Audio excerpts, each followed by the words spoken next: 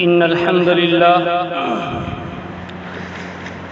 لله نحمده ونستعينه ونستغفره ونعوذ بالله من شرور أنفسنا ومن سيئات أعمالنا من يهده الله فلا مضل له ومن يضلله فلا هادي له ونشهد أن لا إله إلا الله وحده لا شريك له ونشهد أن سيدنا ومولانا محمدا عبده ورسوله أما بعد فقد قال الله تبارك وتعالى في كلامه المجيد أعوذ بالله من الشيطان الرجيم بسم الله الرحمن الرحيم يا أيها الذين آمنوا اجتنبوا كثيرا من الظن إن بعض الظن إثم ولا تجسسوا ولا يغتب بعضكم بعضا أيحب أحدكم أن يأكل لحم أخيه ميتا فكرهتموه واتقوا الله إن الله تواب رحيم صدق الله العظيم. محترم حاضرین اور معزز سامعین اعظام اور میرے نوجوان بھائیوں، جس طرح اللہ رب العزت نے اپنے بندوں پر عبادتوں کو فرض کیا ہے، نماز ہے، روزہ ہے، زکوٰۃ ہے، حج ہے، اسی طریقے سے اللہ رب العزت نے اپنے بندوں کو گناہوں سے بچنا یہ بھی فرض قرار دیا ہے. ایک بندہ عبادت کر کے فرض ادا کر رہا ہے لیکن گناہوں کو نہیں چھوڑتا، ایک فرض پر عمل کر رہا ہے اور دوسرے فرض پر عمل نہیں کر رہا ہے. اس لیے جس طریقے سے یہ عبادت کرنا فرضوں کے اندر داخل ہے، اسی طریقے سے اللہ کے لیے تمام گناہوں کو چھوڑنا یہ بھی بندے کے اوپر فرض ہے. کیا ہی اچھا ہے وہ انسان جو عبادتوں پر بھی عمل کرتا ہے اور گناہوں کو اپنی زندگی سے باہر نکال پھینکتا ہے. آج میری اور آپ کی کمزوری یہی ہے، اگر آج ہم اللہ کے قریب نہیں ہو پاتے، اللہ سے جو ہم مانگتے ہیں وہ ہمیں نہیں ملتا، ہمارے قدم کامیابیوں کی طرف نہیں بلکہ ناکامیوں کی طرف جاتے ہیں، اور دل کے اندر خیال یہ آتا ہے کہ ہم تو نمازیں بھی پڑھتے ہیں، روزہ بھی رکھتے ہیں، زکوٰۃ بھی دیتے ہیں اور حج بھی ہم نے کر لیا ہے، لیکن پھر کیا بات ہے، کیا وجہ ہے کہ اللہ ہماری عبادتوں کو، ہماری دعاؤں کو قبول نہیں کرتا؟ ان چیزوں کی سب سے بڑی وجہ یہ ہے کہ عبادتیں تو ہم کرنے لگے لیکن ہم نے گناہوں کو نہیں چھوڑا. ایک آدمی نماز پڑھ رہا ہے، پابندی کے ساتھ آتا ہے لیکن وہ گناہوں کے اندر ملوث رہتا ہے. ایک آدمی حج کر کے آ گیا لیکن اب بھی وہ گناہوں کے اندر ڈوبا ہوا ہے، اب بھی وہ گناہوں کے کرنے سے باز نہیں آتا. زکوٰۃ بھی دیتا ہے، روزے بھی مکمل رکھتا ہے، لیکن کمائی اب بھی اس کی ایسی کی ایسی ہے، گناہ والی کمائی.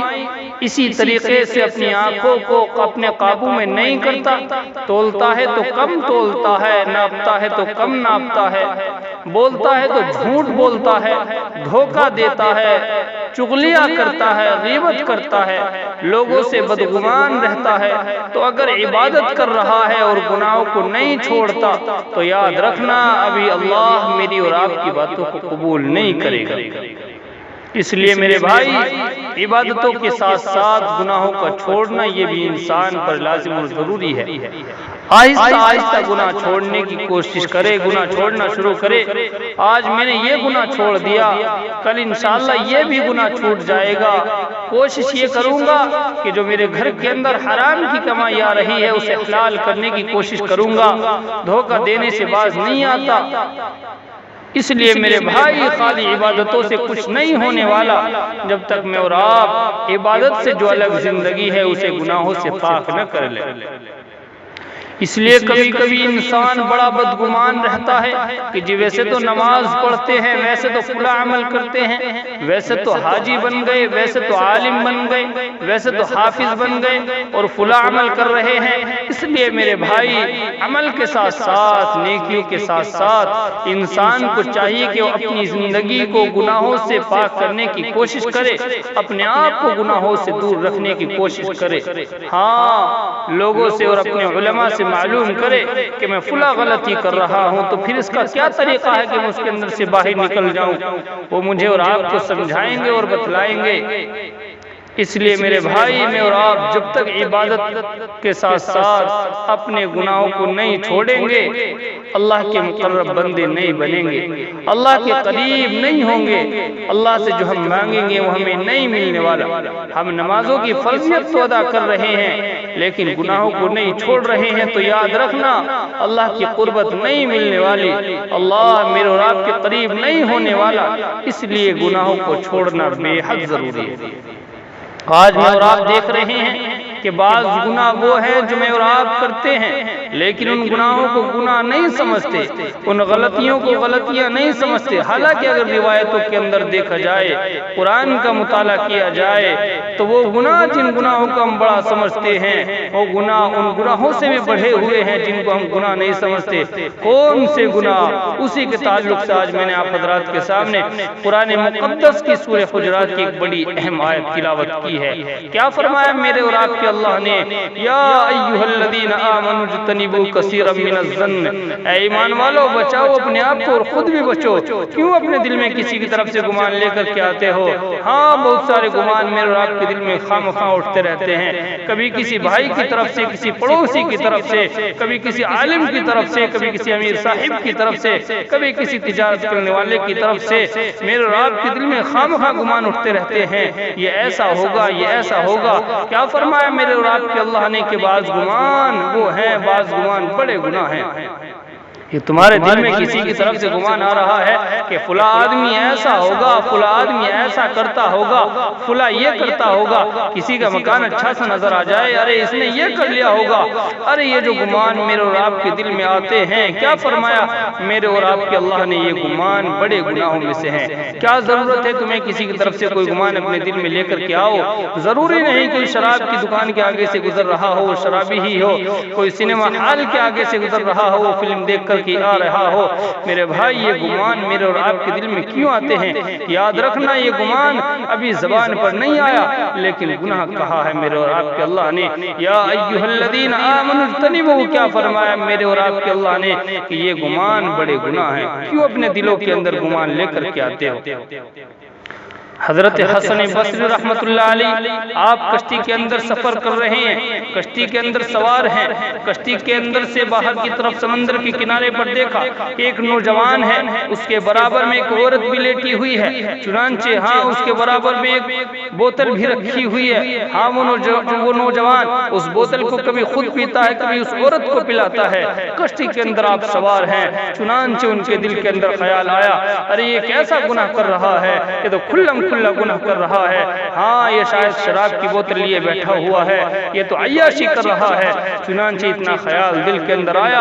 ہاں جیسے ہی خیال دل کے اندر آیا، دیکھا کہ ان کی کشتی ہلنے لگی، ان کی کشتی ہچکولے لینے لگی۔ وہ نوجوان اٹھ کر کے آیا، آ کر کے اس کشتی کو بچایا، حضرت کو کنارے پر لے کر کے آیا۔ حضرت سے کہا کہ نہیں بچا سکے؟ کہا کہ ہاں نہیں بچا سکا۔ پھر دل کے اندر وہ گمان لے کر کے کیوں آ رہے تھے؟ فرمایا کیسا گمان؟ فرمایا تم میرے بارے میں کچھ غلط سوچ رہے تھے۔ ہاں میرے بھائی کبھی کبھی سوچ انسان کی اس کے چہرے سے بھی ظاہر ہو جاتی ہے، ہاں اس کی آنکھوں سے بھی ظاہر ہو جاتی ہے کہ میرے تعلق سے سوچ کیا رہا ہے، اس کے دل کے اندر میری طرف سے چل کیا رہا ہے۔ حضرت کیا سوچ رہے تھے؟ کہا کہ میں دل کے اندر یہ سوچ رہا تھا کہ تم گناہوں میں ڈوبے ہوئے ہو۔ کہا کہ میں گناہوں میں ڈوبا ہوا نہیں تھا، ہاں یہ جو بوتل ہے یہ شراب کی بوتل نہیں بلکہ یہ تو شربت ہے، اور یہ جو عورت ہے کوئی بازاری عورت نہیں ہے، یہ کوئی عیاشی کی چیز نہیں ہے بلکہ یہ تو میری ماں ہے، یہ شربت ہے، تو یہ اس بوتل کو کبھی میں خود پیتا ہوں اور کبھی اپنی ماں کو پلاتا ہوں۔ توبہ کی، اللہ کے سامنے سجدے میں گر گئے، اس نوجوان سے معافی مانگنے لگے۔ اس لیے میرے بھائی یہ دلوں کے اندر گمان کا کسی کی طرف سے آ جانا، کبھی کبھی یہ گمان بھی مجھے اور آپ کو گناہوں کی طرف لے کر کے چلتے ہیں۔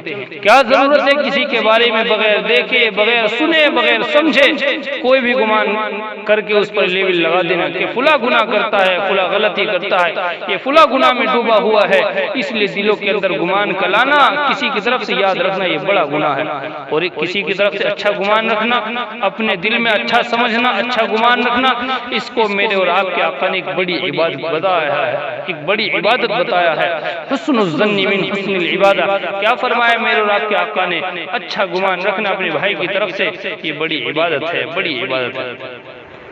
میرے بھائی نے غلطی نہیں کی ہوگی، یہ اس پر الزام لگایا جا رہا ہے. وہ تو بڑا نیک ہے، بڑا متقی ہے، ہو سکتا ہے کوئی غلطی ہو گئی ہو.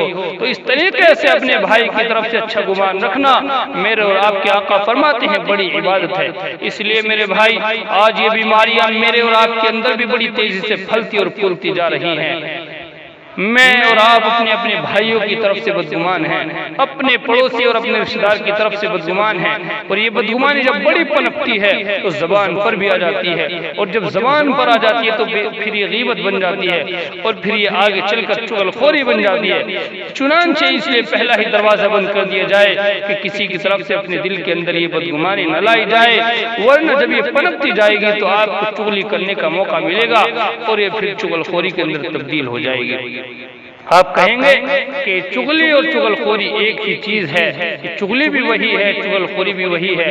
نہ میرے بھائی، چغلی کہتے ہیں کسی کی پیٹھ پیچھے برائی کرنا، اور چغل خوری کہتے ہیں اس بھائی کو نقصان پہنچانے کی وجہ سے اس کی برائی کرنا. اللہ کے نبی علیہ السلام کے پاس ایک صحابی آئے اور دریافت فرمایا اللہ کے نبی غیبت کسے کہتے ہیں؟ فرمایا میرے اور آپ کے آقا صلی اللہ علیہ وسلم نے غیبت کہتے ہیں کہ اپنے بھائی کے بارے میں اس کے پیچھے کوئی ایسی بات بیان کرنا کہ اگر وہ سنے گا تو اس کے دل کو تکلیف پہنچے گی، اس کے دل کو ٹھیس پہنچے گی، اس کو نقصان پہنچے گا. فرمایا آقا اگر وہ برائی اس کے اندر ہو، فرمایا کہ میرے آپ کے آقا فرماتے ہیں اگر وہ برائی اندر ہے تبھی تو غیبت ہے، اگر برائی اس کے اندر نہیں ہے اور آپ کی طرف سے کوئی بات، آپ اس کی طرف سے کوئی بات کہہ رہے ہیں، یہ تو تہمت ہے، تو الزام ہے، یہ تو اس سے اور زیادہ بڑا گناہ ہے. اس کی مثال بھی دل قرآن کریم نے اللہ رب العزت ارشاد فرماتے ہیں ایحب احدکم ان یاکل لحم اخیہ میتا فکرہتموہ. کسی کی چغلی کرنا، کسی کی غیبت کرنا یہ تو ایسا ہے جیسا کہ تم اس بھائی کا گوشت کھا رہے ہو، اس مرے ہوئے بھائی کا گوشت کھا رہے ہو. کل قیامت کا میدان ہوگا، حشر کا دن قائم ہو جائے گا، میرا اور آپ کا اللہ اس انسان کو مردہ حالت میں لائے گا اس کی میں اور آپ چغلی اور غیبت کیا کرتے تھے، اس کو لائے گا اور کہا جائے گا اے میرے بندے ذرا اس کے گوشت کو کھانا شروع کر، اور زبردستی اس کو کھلایا جائے گا. وہ چیخے گا، چلائے گا، لیکن اس کا چیخنا اور چلانا کچھ کام نہ آئے گا. لوگ معلوم کرنے والے معلوم کریں گے کہ اللہ یہ کیا ماجرا ہے. کہا یہ اس بندے کی برائی بیان کیا کرتا تھا، چغلیاں اور غیبتیں کرتا تھا، اور سننے والے بڑے شوق سے سنتے تھے، ہاں بڑی ہنسیاں اڑاتے تھے اور بڑے شوق سے کہتے تھے، ہاں کچھ نہ کچھ ایسی باتیں کہتے تھے کہ سامنے والا اس کی برائی کرنے لگے. ہاں آج کل میں اور آپ بہت سارے لوگوں کو غیبت کرنے کا موقع دیتے ہیں. جیسے مجھے اور آپ کو کسی سے نفرت ہو، میں آپ سے کہنے لگوں ارے اب تو بڑا نمازی بن گیا ہے، ارے وہ تو فلاں صاحب تو بڑی اچھی نماز پڑھ رہا ہے. کہنے کا مقصد یہ ہے کہ سامنے والا اس کی برائی بیان کرنا شروع کر دے. ارے کیسی نماز پڑھ رہا ہے، وہ تو سود خور ہے، وہ تو فلاں ہے، وہ تو فلاں ہے، وہ تو فلاں گناہ میں ڈوبا ہوا ہے. یہ جو بات میں نے چھیڑی ہے صرف اور صرف اس کی زبان سے غیبت سننے کے لیے چھیڑی ہے. ہوتا ہے کہ نہیں ہوتا ہے ایسا؟ میرے بھائیوں دونوں کے دونوں گناہ میں برابر کے شریک ہیں. اس لیے میرے بھائی ایسے انسان سے مجھے اور آپ کو اپنے آپ کو بچانا چاہیے. کیونکہ یاد رکھنا جو آج آپ کے سامنے کسی اور کی برائی بیان کر رہا ہے، کل جب آپ اس کی قدر نہ کریں گے، کل جب آپ سے اس کی کوئی بات ہوگی تو یاد رکھنا کل وہ تمہیں بھی چھوڑ کر کے چلا جائے گا، اور کل آپ کی غیبت کرنا شروع کر دے گا، آپ کی بھی برائی بیان کرنا شروع کر دے گا. جو آپ اس کے سامنے کسی اور کی برائی بیان کر رہا ہے، لکھ کر کے لے جانا وہ کل سے آپ کی بھی برائی بیان کرنا شروع کرنے والا ہے، وہ کل سے آپ کی غیبت شروع کرنے والا ہے. اس لیے ایسے انسانوں سے اپنے آپ کو بچانا ہے، اپنے لوگوں کو بچانا ہے، اپنی محفلوں کو بچانا ہے. یاد رکھنا یہ غیبت کرنے والا، یہ کسی چغلی کرنے والا یہ کسی کا سگا نہیں ہو سکتا. یہ نہ اپنے ماں باپ کا سگا ہوتا ہے، نہ اپنے بھائیوں کا سگا ہوتا ہے، نہ اپنے رشتہ داروں کا سگا ہوتا ہے. جس کی ایک بیماری یہ چغل خوری کی بن جائے، چنانچہ اب وہ کسی کا سگا نہیں ہو سکتا. لہذا ایسے انسانوں سے اپنے آپ کو بچاؤ۔ ہاں ذرا غور کرو کہ چغلی کرنے والا اس کے اپنے ماں باپ سے کیسے تعلق ہیں تمہیں صاف نظر آ جائے گا، اس کے اپنے بھائیوں سے کیسے تعلق ہیں تمہیں صاف نظر آ جائے گا، اس کے اپنے رشتہ دار اس کے بارے میں کیا کہتے ہیں، پھر بھی اگر آپ نے اس کا پیچھا نہ چھوڑا تو یاد رکھنا کل وہ آپ کی بھی غیبت کرے گا۔ برا نہ ماننا، کیونکہ اس وقت آپ کے پاس موقع تھا اس سے اپنی جان چھڑانے کا۔ غلام بک رہے ہیں بازاروں میں، جب غلام بکتے تھے تو ان کی تعریف ہوتی تھی، ان کی تعریفیں ہوا کرتی تھی کہ اس کے اندر یہ خاصیت ہے، یہ خاصیت ہے، یہ غلام بک رہا ہے۔ کسی نے کہا کہ یہ غلام ہے لیکن اس کے اندر ایک کمی ہے۔ فرمایا کیا کمی ہے؟ یہ چغلیاں بہت کرتا ہے، یہ غیبتیں کرتا ہے، اور یہ اس کے اندر بیماری ہے، اس کو شوق سمجھتا ہے، یہ غیبت اور چغلیاں فخر کے طور پر کرتا ہے۔ خریدنے والے نے سمجھا کہ چغلی کوئی اتنا بڑا گناہ تو نہیں ہے، چغلی کرنا اتنی بڑی غلطی تو نہیں ہے، چنانچہ وہ اس کی نحوست کو نہیں جانتا تھا، وہ چغلی کی نحوست کو نہیں جانتا تھا کہ یہ کتنا بڑا گناہ ہے، یہ اتنا بڑا گناہ ہے۔ کیا فرمایا میرے اور آپ کے آقا نے؟ الغیبت اشد من الزنا۔ کیا فرمایا؟ یہ غیبت کرنا یہ تو زنا سے بھی زیادہ سخت ہے۔ ایک آدمی زنا کرتا ہے، ہاں یہ غیبت کرنا یہ زنا سے بھی زیادہ بڑا گناہ ہے۔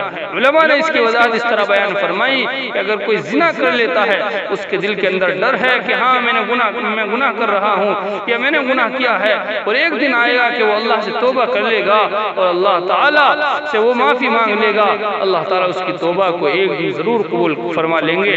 اور یہ غیبت کرنے والا اگر اس کے دل کے اندر خیال آئے کہ میں گناہ کر رہا ہوں، میں نے گناہ کیا، اور اللہ سے توبہ کرنے لگے، معافی مانگنے لگے، کوئی توبہ قبول نہیں، کوئی معافی قبول نہیں غیبت کرنے والے کی۔ چنانچہ غیبت کرنے والا جب تک اس سے معافی نہ مانگ لے جس کی غیبت کی ہے، جس کی چغل خوری کی ہے، تب تک وہ گناہ معاف ہونے والا نہیں۔ اور ہمارے اندر یہ ہمت نہیں ہے کہ اس آدمی سے جا کر کے معافی مانگ لے جس کی ہم نے غیبت کی ہے ہمت نہیں ہو سکتی۔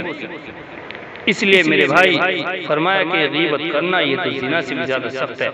بعض روایتوں میں تو یہاں تک آیا ہے کہ یہ تو سود سے بھی بڑا گناہ ہے۔ اس لیے میرے بھائی یہ غلام بک رہا ہے، کہا کہ اس کے اندر ایک کمی ہے، یہ چغلیاں کرتا ہے، یہ غیبت کرتا ہے۔ چنانچہ خریدنے والے نے خرید لیا، کوئی غیبت کرنا اتنی بڑی کمی نہیں ہے، ہم ایڈجسٹ کر لیں گے، ہم اس کو اپنے گھر لے جا کر کے اس کی اصلاح کر لیں گے۔ لہذا اس کو خرید کر کے گھر لایا، لیکن چونکہ وہ اس بیماری کے اندر مبتلا ہے، پہلے اس کی بیوی کے پاس گیا، پہلے اپنے آقا کی بیوی کے پاس پہنچا اور جا کر کے کہنے لگا کہ محترمہ تم جانتی بھی ہو تمہارا شوہر تم سے محبت نہیں کرتا، بلکہ وہ تو کسی اور کے چکر میں ہے، وہ آپ سے محبت نہیں کرتا۔ وہ کہنے لگی پھر کیا کرنا چاہیے مجھے؟ کہا کہ اس کا علاج تو میرے پاس ہے، لہذا تم رات کے اندھیرے میں جانا اور جب تمہارا شوہر سو جائے تو اس کے ایک دو بال لے کر کے آ جانا، میں ان بالوں پر منتر پڑھوں گا، میں ان بالوں پر پڑھائی پڑھوں گا، لہذا تم کچھ بال کاٹ کر کے لے کے آ جانا۔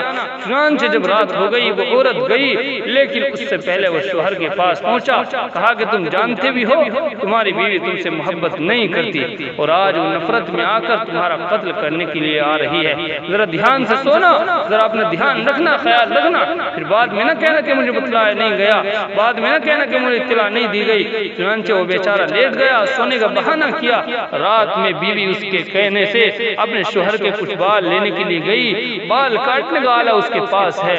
چنانچہ جیسے ہی اس کی بیوی پہنچی، شوہر سویا ہوا نہیں، شوہر کے دماغ میں آیا کہ یہ میری گردن اڑانے کے لیے آئی ہے۔ اس کے بعد شوہر اٹھا، اس بیوی کو وہیں قتل کر دیا۔ اتنا موقع نہیں کہ اس سے معلوم کر لیا جائے، اتنا موقع نہیں کہ اس کی تحقیق کر لی جائے، فوراً اس کو قتل کر دیا۔ جب بیوی کے گھر والوں کو معلوم ہوا تو وہ آئے اور مل کر کے شوہر کو قتل کر دیا۔ چنانچہ دونوں قتل ہو گئے۔ اب ادھر بھی لڑائی شروع، ادھر بھی لڑائی شروع۔ یہ لڑائی اس نوکر کی وجہ سے بیوی اور شوہر کے بعد پھر خاندانوں میں چلی ہے اور چلتی گئی چلتی گئی۔ کتنے قتل ہوئے، کتنے اس دنیا سے رخصت ہوئے، صرف اس چغلی اور غیبت کی وجہ سے۔ آج میرا اور آپ کا حال بھی کچھ ایسا ہی ہے۔ اس لیے میرے بھائی صرف عبادت، صرف نماز یہی فرض نہیں ہے، بلکہ گناہوں سے بچنا یہ بھی فرض ہے، گناہوں کی محفلوں سے بچنا یہ بھی فرض ہے، غیبت کی محفلوں سے اپنے آپ کو بچانا یہ بھی فرض ہے۔ کبھی دھوکے میں نہ آ جانا کہ یہ برائی کرنے والا یہ تو نمازی ہے، برائی کرنے والا یہ تو بڑا پڑھا لکھا نظر آتا ہے، برائی کرنے والا یہ تو بڑا دیندار نظر آتا ہے۔ یاد رکھنا اگر کسی پڑھے لکھے کی وجہ سے، اگر کسی دیندار ہونے کی وجہ سے اگر وہ گناہ کرتا ہے تو اس گناہ کا اثر ختم نہیں ہوتا، بلکہ وہ بڑا گناہ بن جایا کرتا ہے۔ اس لیے میرے بھائی، یہ غیبت کرنا، یہ چغلیاں کرنا یہ بہت بڑا گناہ ہے۔ اس لیے گناہوں کی محفلوں سے، غیبت کی محفلوں سے اپنے آپ کو بچانا ہے۔ دعا فرمائیں کہ اللہ تعالی ہم سب کو غیبت سے، چغلی سے عمل کرنے کی توفیق عطا فرمائے۔ کہنے سننے سے زیادہ جو کہا گیا اللہ رب العزت ہم سب کو عمل کرنے کی توفیق عطا فرمائے۔ وآخر دعوانا الحمدللہ رب العالمین۔